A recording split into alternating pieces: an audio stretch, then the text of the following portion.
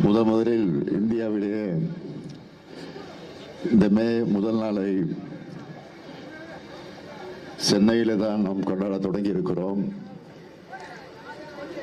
சிந்தனை சிற்பி சிங்காரவேலர் அவர்கள் தலைமையிலே தான் முதலில் சென்னை மாநகரத்தில் இந்த மே முதல் நாள் கொண்டாடப்பட்டிருக்கிறது.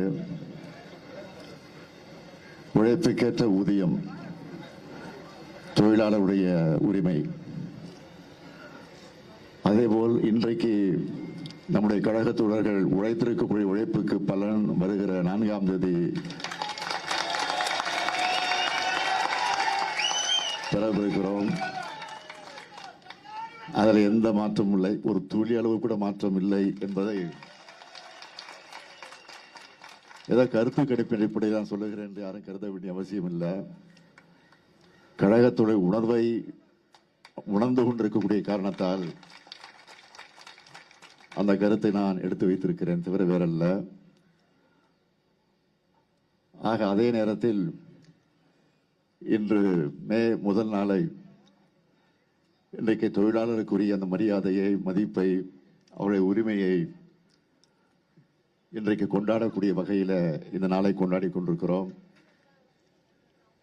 மே முதல் நாள் பேரறிஞர் அண்ணா அவர்கள் முதலமைச்சராக பொறுப்பேற்றவுடன் விடுமுறையாக அதை அறிவித்து, அரசு விடுமுறையாக அதை அறிவித்து அதை கொண்டாட தொடங்கினார். ஊதியத்தோடு கூடிய விடுமுறையாக மட்டுமல்ல,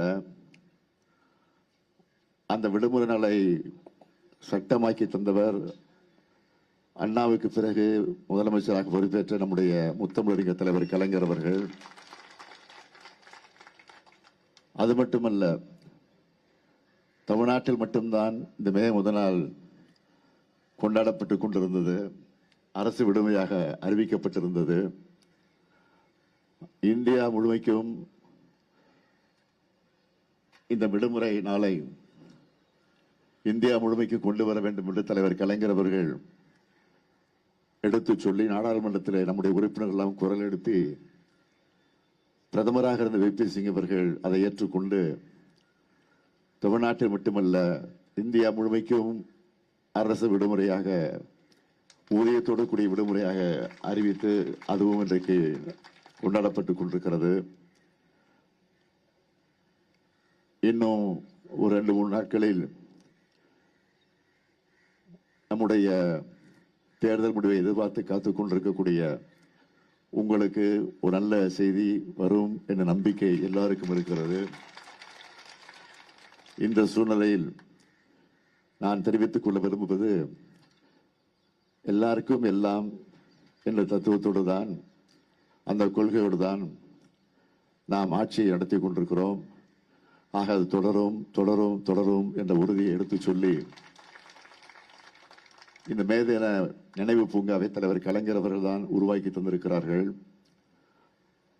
இந்த பூங்காவில் அமைக்கப்பட்டிருக்கக்கூடிய நினைவு சின்னத்தையும் தலைவர் கலைஞர் அவர்கள் தான் உருவாக்கி தந்தது மட்டுமல்ல, அது எப்படி அமைய வேண்டும் என்று பல முறை இந்த இடத்திற்கு நேரடியாக வந்து அதையெல்லாம் சரி செய்து அதை உருவாக்கி தந்திருக்கிறார்கள்.